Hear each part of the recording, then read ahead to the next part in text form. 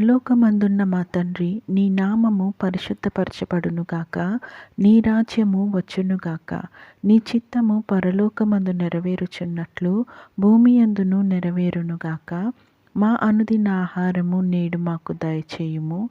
మా ఎడల అపరాధములు చేసిన వారిని మేము క్షమించియున్న ప్రకారము మా అపరాధములు క్షమించుము.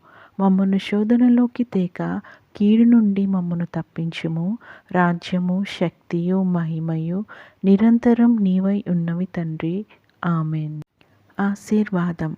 యెహోవా నిన్ను ఆశీర్వదించి నిన్ను కాపాడునుగాక. యెహోవా నీకు తన సన్నిధిని ప్రకాశింపచేసి నిన్ను కరుణించునుగాక. యెహోవా నీ మీద తన సన్నిధి కాంతి ఉదయింపచేసి నీకు సమాధానము కలుగచేయునుగాక. ఆమెన్.